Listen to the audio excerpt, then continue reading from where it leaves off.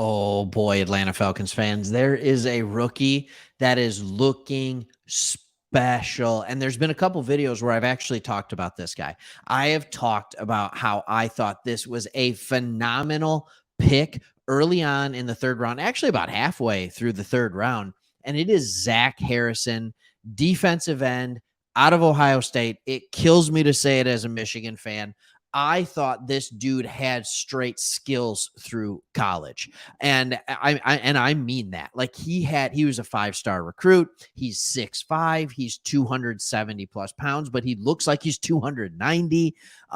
He looked and played the part of a guy that should have been phenomenal. He always played well against the Wolverines, but he's also a guy who just never seemed to get over the hump. But it looks like he's starting to get over the hump now that he's got some of that NFL weight training and things to it. So, recap of the offensive performance. We got it for you on the Falcoholic. I think this one is that what this one is? I want to give credit, or no, it was off Fan Nation. Sorry, I want to give credit where credit is due.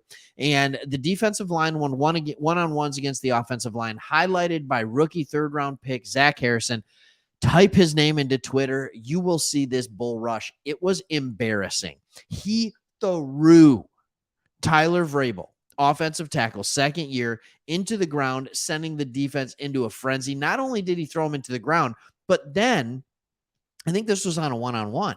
Now, later in actual drills, quarterbacks dropping back, running a play, he throws him back so hard that he falls into the quarterback's legs. Like it actually became a contact practice for a red shirt, for a red jersey, because of the violence in which he played with.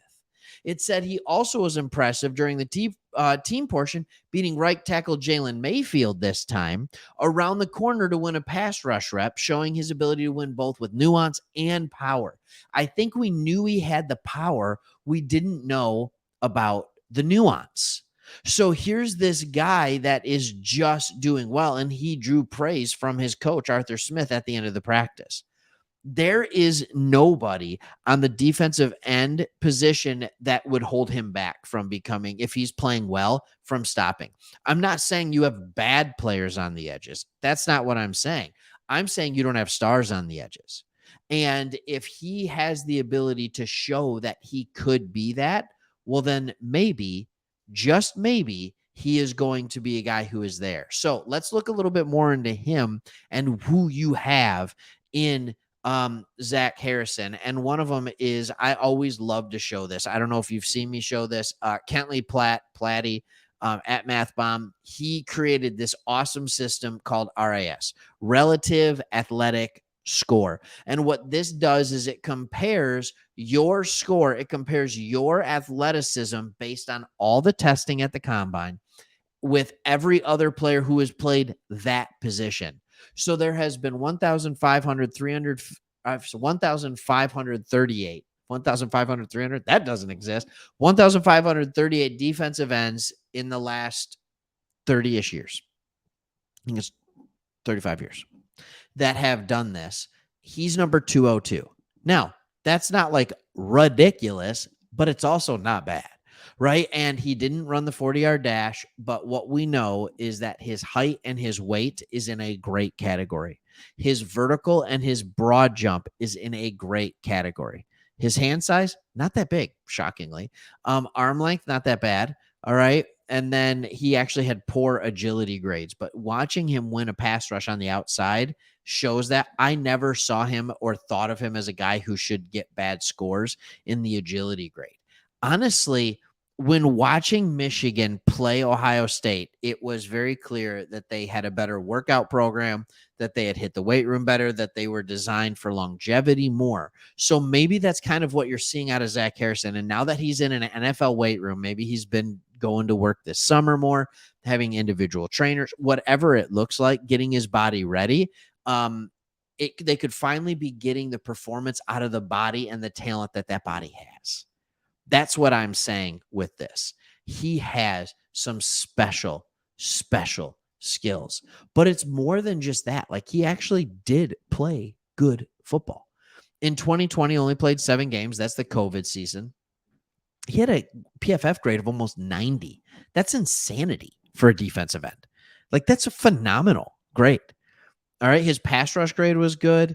His true set pass rush grade was phenomenal when he knew he could pin his ears back and just go after the quarterback. He had a pass rush grade of 91.1, and this is in 2022. Like, that was really good. He had an 82 rating in 2021 and then an 86, playing 13 games, almost 500 snaps. The dude had 6 sacks, 3 hits, 24 quarterback hurries. Like, he got to the quarterback. He just did. And he played his best football in the games that he needed to play his best football. He had a good game against Georgia. He had a good game against Michigan. He had a good game against Iowa. I mean, like, he actually, against Wisconsin, he had a good grade. Iowa, I've never seen anything like it. He graded out at as a 98.6, which is just ridiculous. And that shows you that he has some of that ability in him. So as much as I don't love giving Ohio State guys a bunch of love and a bunch of credit, dude, he looks the part. And if you have a coaching staff that can get out of him some of the skills that are there in that 5-star ranking and recruiting, like top 10 5-star too, you could have something really special on your hand. I remember sitting on draft day and people kept drafting. And people kept drafting. I'm like, who's going to take Zach Harrison? Like, who's going to take Zach Harrison? He kind of reminded me of another Michigan player, and some of you may know him, Rashawn Gary, who's now playing for the Packers, as one of those guys who comes out, 5-star athlete, should be the best defensive end in the country, just didn't quite put it together. He just didn't quite put it together for the Michigan Wolverines, and then he goes to Green Bay. Yeah, he didn't quite put it together first year or two there either, but then he absolutely started getting it done.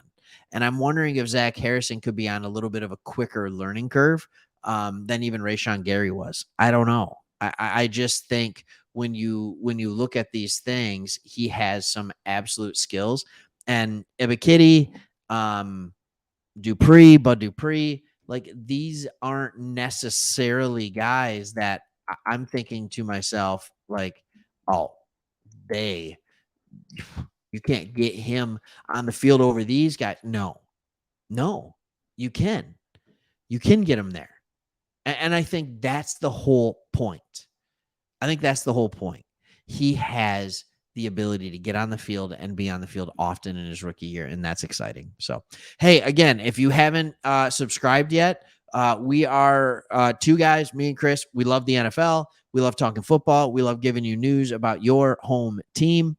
And this is our second channel. We have another one, Sports Talk Detroit, but we would love to have you join the community here. We've been doing quite a few Falcons videos, so check out the Atlanta Falcons playlist on our website. See what you like. Maybe give us a subscribe. Be part of the community here and start getting some of your Falcons news from us. All right. We'll see you on the next one. Thanks for watching.